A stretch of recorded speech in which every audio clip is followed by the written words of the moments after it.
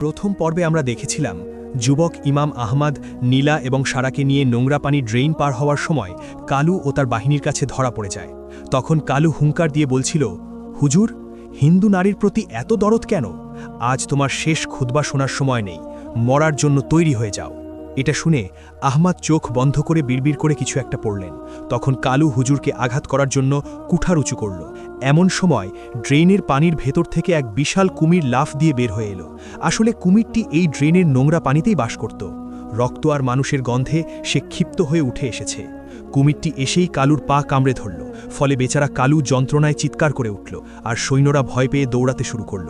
ঠিক এই সুযোগে সারা আর নীলা ড্রেনের গভীরে ঢুকে পড়ল। আহমদও লাফ দিয়ে তাদের পেছনে পেছনে ঢুকে পড়ল।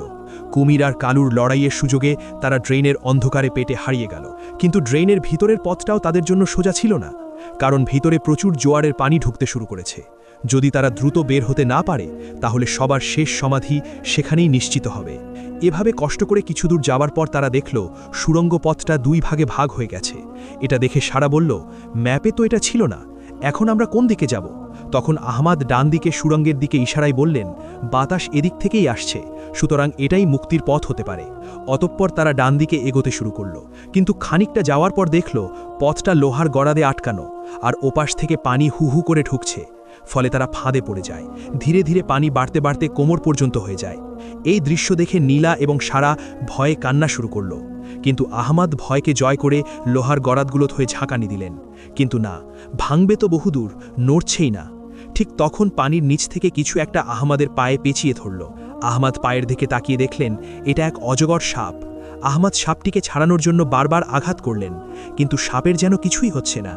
এমন সময় সারা কোমরের খাপ থেকে তার ছোড়াটা বের করল এবং এক হাতে লোহার গড়াত ধরে সে অন্ধের মতো সাপের ওপর ছোড়া চালালো। ফলে সাপটি নিরুপায় হয়ে যন্ত্রণায় আহমদকে ছেড়ে দিয়ে পালালো। তখন সারা চিৎকার করে বলল, হুজুর, পানি বেড়েই যাচ্ছে, যেভাবেই হোক এই গড়াত ভাঙতেই হবে। তখন আহমদ শরীর ঝাড়া দিয়ে প্রস্তুত হলেন। অতঃপর তিনজন মিলে মরিচা ধরা গড়াতগুলো ধরে শরীরের সর্বশক্তি দিয়ে ধাক্কা দিতে শুরু করলেন। এভাবে 1, 2, 3 ধাক্কা দেওয়া হলো।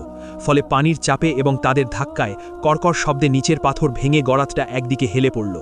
এমন একটা ফাঁক তৈরি হলো যা দিয়ে একজন মানুষ কোনো মতে যাতায়াত করতে পারে। অতঃপর সারা, নীলা এবং আহমদ একে একে বের হলেন। কিন্তু তারা যেখানে বের হয়েছে সেটা নদীর মোহনা। চারপাশ ঘন হোগলাবন আর কাঁটা ঝোপে ভরা। তাই তারা কাদা মারিয়ে ডাঙায় উঠল। ক্লান্ত শরীর আর ভেজা কাপড় নিয়ে তারা কোনো মতে বালুর ওপর গিয়ে ধপ করে বসে পড়ল। তখন নীলা বলল, মরতে হলে মরে যাব, তবু আমি আর এক পাও নড়তে পারবো না। কিন্তু সারা এদিক ওদিক তাকাচ্ছিল। সে অস্থির হয়ে বলল, নৌকাটা তো এখানেই থাকার কথা। একটা ছোট ডিঙি নৌকা আমি নিজে লতাপাতা দিয়ে ঢেকে রেখেছিলাম, সেটা খুঁজে পেলেই হবে। অতঃপর সারা ঝোপের আড়ালে দৌড়ে গেল। কিন্তু সেখানে গিয়ে দেখল নৌকাটা আছে, কিন্তু তার তলাকে যেন কুঠার দিয়ে ভেঙে চুরমার করে দিয়েছে। এটা দেখে আহমদ বললেন, তার মানে ওরা জানতো আমরা এদিকেই আসব। আমাদের মধ্যে কি কোনো বিশ্বাসঘাতক আছে? এই কথা শুনে সারা দাঁতে দাঁত চেপে বলল, না, কিন্তু জালেম খানের গুপ্তচর সব জায়গায় আছে। হয়তো আমার আসার পথ কেউ দেখে ফেলেছিল। এমন সময় হঠাৎ নদীর বাতাস চিরে একটা তীর এসে পিছনের গাছে বিঁধল। আহমদ তাকিয়ে দেখল দূরে নদীর বাঘ ঘুরে দুটো দ্রুতগামী ছিপ নৌকা এগিয়ে আসছে। এটা দেখে আহমদ বললেন, এখন আমরা কি করব? নদীপথে পালানো তো অসম্ভব, এখন আমাদের জঙ্গলে ঢুকতে হবে। এই কথা শুনে সারা বলল, কিন্তু হুজুর, এই জঙ্গল তো অভিশপ্ত, এটাকে স্থানীয়রা কাল ভৈরবের জঙ্গল বলে। শোনা যায় যারা এখানে ঢোকে তারা আর ফিরে আসে না। তখন আহমদ বললেন, আমাদের সামনে নিশ্চিত মৃত্যু আর পেছনে অনিশ্চিত বিপদ, আমি অনিশ্চয়তাকেই বেছে নিলাম, চলো জঙ্গলে যাই। অতঃপর তারা হোগলাবন পেরিয়ে গভীর জঙ্গলের দিকে ছুটতে শুরু করল। পেছনে উড়ন্ত তীরের বৃষ্টি জঙ্গলের দিকে দৌড়াচ্ছে। জঙ্গলের ভেতরে প্রবেশ করে দেখা গেল জঙ্গলটা আসলেই অদ্ভুত। গাছগুলো বিশাল এবং কালো, সূর্যের আলো সেখানে তেমন একটা পৌঁছায় না। বাতাসের শব্দে মনে হয় কেউ যেন ফিসফিস করে কথা বলছে। মাটির নিচে গাছের শিকড়গুলো সাপের মতো ছড়িয়ে আছে। কিছু দূর যাওয়ার পর তাদের মনে হলো সৈন্যরা পিছু ছেড়েছে। তাই তারা একটা বিশাল বটগাছের নিচে এসে থামল। তিনজনই ক্লান্তিতে ভেঙে পড়েছে। তখন নীলা হাঁপিয়ে হাঁপিয়ে বলল, ওরা আসছে না কেন? ওরা কি আমাদের ছেড়ে দিল? এটা শুনে সারা বলল, ওরা জঙ্গলের সীমানা পার হবে না, কারণ ওরা জানে এই জঙ্গলে মানুষ খেকে দস্যু আর বুনো জন্তুর চেয়েও ভয়ঙ্কর কিছু আছে। তখন আহমদ নিঃশ্বাস ছেড়ে বললেন, আল্লাহ যেহেতু আমাদের এই পর্যন্ত এনেছেন, তিনিই পথ দেখাবেন। আমাদের এখন আগুন জ্বালাতে হবে এবং কিছু খাবার জোগাড় করতে হবে। শরীর গরম না করলে অসুস্থ হয়ে পড়ব। এটা শুনে সারা বলল, আগুন জ্বালানো যাবে না, ধোঁয়া দেখলে জঙ্গলের ভেতরের বিপদ আমাদের খুঁজে পাবে। এমন সময় হঠাৎ জঙ্গলের গভীর থেকে ঢাকের শব্দ ভেসে এলো, গুড়ুম গুড়ুম গুড়ুম, এক ভুতুড়ে শব্দ। এই শব্দ শুনে আহমাদ বললেন, আশেপাশে কি মানুষের বসতি আছে? তখন সারা ফিসফিস করে বলল, না, এটা তান্ত্রিকদের আস্তানা কিংবা নরখাদকদের ডেরা হতে পারে, আমাদের দ্রুত এখান থেকে সরে যেতে হবে। কিন্তু তারা নড়ার আগেই চারপাশের গাছ থেকে টুপটুপ করে কিছু একটা পড়তে শুরু করলো। প্রথমে মনে হলো ফল, কিন্তু ভালো করে তাকিয়ে দেখল এগুলো মানুষের কঙ্কালের হাড়। এই দৃশ্য দেখে আহমাদ, নীলা আর সারা চমকে উঠল। তারা দেখল গাছের ডালগুলোতে বসে আছে ডজনখানেক বানরের মতো দেখতে প্রাণী, কিন্তু তাদের হাতে বর্ষা আর গায়ে ছালের পোশাক। এরা মানুষ, কিন্তু বন্য। অতঃপর বন্য মানুষগুলো তাদেরকে ঘিরে ফেলল। তাদের উচ্চতা কম, কিন্তু শরীর পেশিবহুল। এক পর্যায়ে তাদের একজন সর্দার এগিয়ে এলো, তার গলায় হাড়ের মালা। অতঃপর সে অদ্ভুত একটি ভাষায় কিছু একটা বলল। তখন সারা আহমাদকে বলল, এরা বন্য মানুষ গোত্র, এদের ভাষা আমি বুঝি না। এমন সময় সর্দার আহমাদের দিকে বর্ষা তাক করে কিছু একটা নির্দেশ দিল। তখন আহমাদ বুঝতে পারলেন এরা তাদেরকে বন্দী করেছে এবং নীলাই এদের মূল লক্ষ্য। ফলে আহমাদ শান্তভাবে 2 হাত তুলে আত্মসমর্পণ করলেন, কারণ তিনি জানেন শক্তি দিয়ে এদের সাথে পারা যাবে না, বুদ্ধি খাটাতে হবে। অতঃপর আহমাদ আরবিতে উচ্চস্বরে আজান দিতে শুরু করলেন। জঙ্গলের নিস্তব্ধতা ভেঙে সেই সুমধুর সুর ছড়িয়ে পড়ল, আল্লাহু আকবার, আল্লাহু আকবার। এই সুর শুনে বন্য মানুষগুলো থমকে গেল। তারা এমন সুর আগে কখনো শোনেনি। সর্দার অবাক হয়ে আহমাদের দিকে তাকিয়ে রইল এবং বর্ষাটা নামিয়ে নিল। তখন আহমাদ আজান শেষ করে ইশারায় বোঝালেন তারা আকাশের দেবতার লোক। তিনি আকাশের দিকে আঙ্গুল তুললেন, কিন্তু সর্দার এতে ক্ষান্ত হল না। অতঃপর হাত পা না বেঁধে তাদেরকে এক প্রকার জোর করেই নিয়ে যাওয়া হলো জঙ্গলের গভীরে। অনেকটা পথ হাঁটার পর তারা এক বিশাল গুহার সামনে এসে পৌঁছালো। গুহার মুখে বড় বড় মশাল জ্বলছে। অতঃপর গুহার ভেতরে প্রবেশ করতেই তারা এক অভাবনীয় দৃশ্য দেখল। গুহার ভেতরে এক বিশাল পাথরের সিংহাসন, আর সেই সিংহাসনে বসে আছে এক দীর্ঘদেহী মানুষ। তার পরনে বাঘের ছাল, হাতে ত্রিশূল, কিন্তু তার মুখমণ্ডল কোনো বন্য মানুষের মতো নয়। তার চেহারায় আভিজাত্য আছে, কিন্তু এক চোখের ওপর দিয়ে গভীর কাটা দাগ চলে গেছে। লোকটা তাদেরকে দেখে উঠে দাঁড়ালো এবং সে পরিষ্কার ভাষায় বলল, ইমাম আহমদ আর বণিককন্যা নীলা, তোমরা এখানে এসেছ, কি সৌভাগ্য আমার। এই কথা শুনে আহমদ অবাক হয়ে বললেন, আপনি আমাকে চেনেন? তখন লোকটা অট্টহাসি দিয়ে বলল, চিনব না? আমি যে একসময় জালেম খানেরই সেনাপতি ছিলাম, নাম আমার বীরভদ্র। আজ আমি এই জঙ্গলের রাজা। জালেম খান আমাকে মারার জন্য এই জঙ্গলে পাঠিয়েছিল, কিন্তু আমি এই বন্যদের বশ করে এখন নিজের রাজত্ব গড়েছি। এটা শুনে নীলা ভয়ে ভয়ে বলল, তাহলে কি আপনি আমাদেরকে জালেম খানের কাছে ধরিয়ে দেবেন?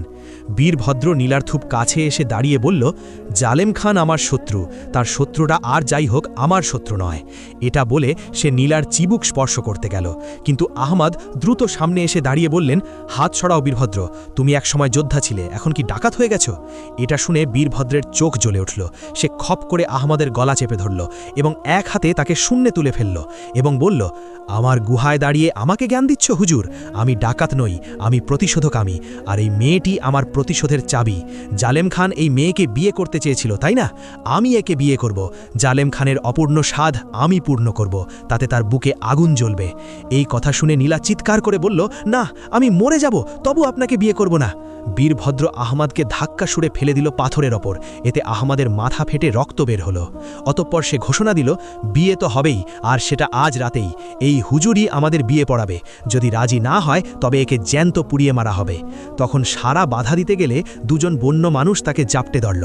অতঃপর বীরভদ্র আবার ঘোষণা দিল, বাদ্যযন্ত্র বাজাও, আজ রাতেই উৎসব হবে। ইমাম সাহেব, প্রস্তুত হও। তুমি মন্ত্র পড়বে নাকি কোরআন পড়বে সেটা তোমার ব্যাপার, কিন্তু বিয়ে আজ হবেই। অতঃপর আহমদ রক্তাক্ত মাথায় উঠে বসার চেষ্টা করলেন। তার চোখের সামনে সব ঝাপসা হয়ে আসছে। হঠাৎ তার মনে হলো জুব্বার পকেটে থাকা একটা ছোট্ট কৌটার কথা, যা তিনি তার বাবার কাছ থেকে পেয়েছিলেন। বাবা বলেছিলেন, বিপদ যখন চূড়ান্ত হবে তখন এটা খুলবি। অতঃপর বীরভদ্র যখন বিয়ের আয়োজনে ব্যস্ত, আহমদ তখন গোপনে পকেটে হাত দিয়ে কৌটাটি বের করলেন। ঠিক তখন বীরভদ্রের হুঙ্কার দিল, ইমাম সাহেব, সময় শেষ, তাড়াতাড়ি এসো।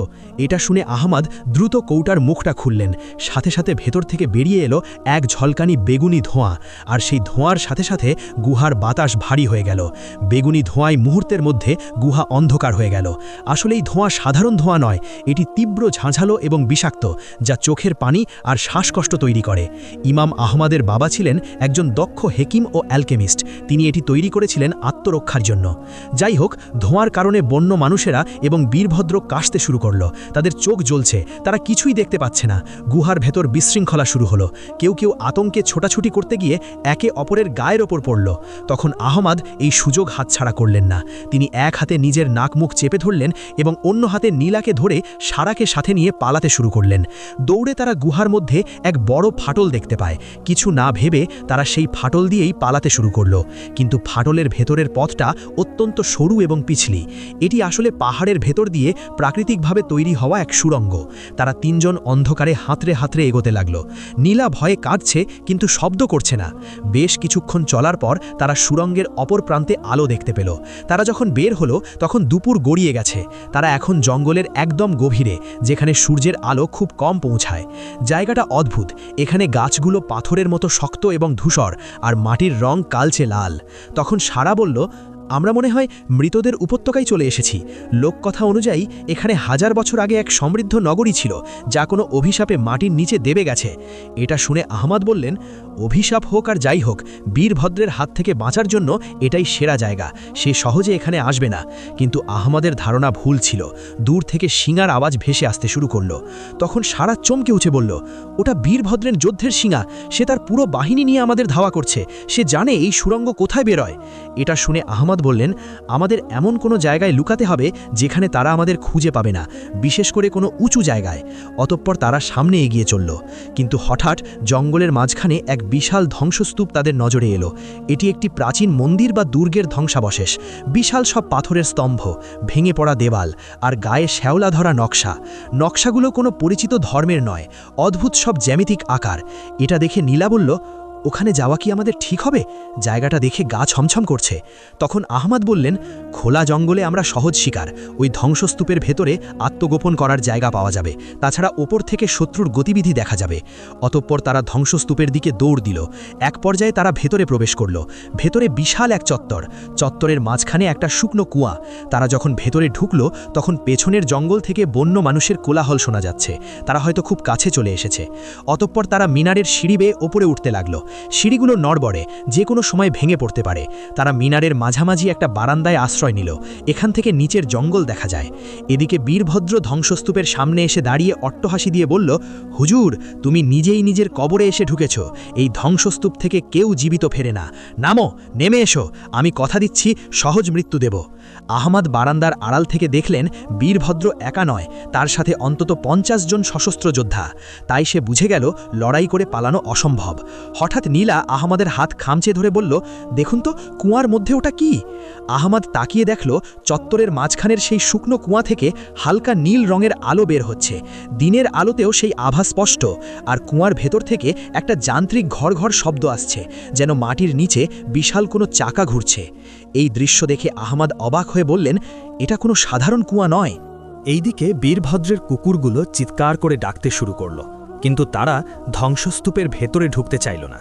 তখন বীরভদ্র রেগে গিয়ে এক কুকুরের গায়ে লাথি মেরে বলল, কাপুরুষের দল, ঢোক ভেতরে। এক পর্যায়ে সে নিজেই তলোয়ার উঁচিয়ে ভেতরে পা রাখল। তার সৈন্যরাও তাকে অনুসরণ করল। তারা যখন চত্বরের মাঝখানে এলো তখন হঠাৎ কুয়ার ভেতরের যান্ত্রিক শব্দটা বেড়ে গেল এবং পুরো ধ্বংসস্তূপ কেঁপে উঠল ভূমিকম্পের মতো। আহমদ, নীলা আর সারা মিনারের দেয়াল ধরে বসে পড়ল। নিচে চত্বরের মেঝের পাথরগুলো সরে যেতে শুরু করল। আসলে এটি একটি বিশাল ফাঁদ। প্রাচীন যুগের মানুষেরা তাদের দুর্গ রক্ষার জন্য এই ব্যবস্থা করে রেখেছিল। বীরভদ্র কিছু বোঝার আগেই তার পায়ের নিচের মাটি সরে গেল। সে এবং তার 10-12 জন সৈন্য হুড়ুমুড় করে নিচে পড়ে গেল। তবে বীরভদ্র পড়ার সময় এক হাতে একটা ঝুলে থাকা শিকড় ধরে ফেলল। ফলে বীরভদ্র ঝুলে আছে গভীর গর্তের ওপর। নিচে অন্ধকার, কিন্তু সেখান থেকে সেই নীল আলো আসছে। এইদিকে আহমদ ওপর থেকে সব দেখছিলেন। তিনি ভাবলেন এটাই সুযোগ। তাই তিনি বললেন, চলো আমরা এই সুযোগে পেছনের দিক দিয়ে নেমে পালাই। ওরা এখন বিভ্রান্ত। অতঃপর তারা মিনারের পেছনের দিকের ভাঙা দেয়াল বেয়ে নামতে শুরু করলেন। তারা যখন নিচে নামল তখন দেখল তারা ধ্বংসস্তূপের উল্টো দিকে এক গভীর খাদের সামনে। খাদের ওপর একটি পুরনো দড়ির সেতু। সেতুটা জরাজীর্ণ, অনেক জায়গায় দড়ি ছিঁড়েও গেছে। এটা দেখে সারা বলল, এই সেতু পার হওয়া আত্মহত্যার সমতুল্য, বাতাসেই এটা দুলছে। তখন আহমদ বললেন, পেছনে বীরভদ্রের বাহিনী, সামনে এই সেতু, আমাদের ঝুঁকি নিতেই হবে। অতঃপর আহমদ প্রথমে পা বাড়ালেন। প্রতিটি পদক্ষেপে সেতুটা ক্যাচ ক্যাচ শব্দ করে দুলছে। নিচে গভীর খাদ, যার তলায় খরস্রোতা নদী। আহমদ আস্তে আস্তে মাঝপথে গেলেন। তারপর নীলাও ভয়ে চোখ বন্ধ করে এগোতে লাগল, আর সারা সবার পেছনে। এইদিকে ধ্বংসস্তূপের ভেতর থেকে বীরভদ্র উঠে এলো। তার সারা শরীরে কাদা আর রক্ত, কিন্তু সে বেঁচে আছে। তার রাগ এখন উন্মাদনার পর্যায়ে পৌঁছে গেছে। তাই সে তার সৈন্যদের আদেশ না দিয়ে নিজেই দৌড়ে এলো খাদের ধারে। সে দেখতে পেল তারা সেতুটের মাঝখানে চলে গেছে। প্রিয় বন্ধুগান, আজকের মতো এই পর্যন্তই। ভিডিওটি ভালো লাগলে একটা লাইক দিন, আর তৃতীয় পর্ব দেখতে চাইলে কমেন্ট বক্সে জানিয়ে দিন। ভালো থাকবেন, আল্লাহ হাফেজ।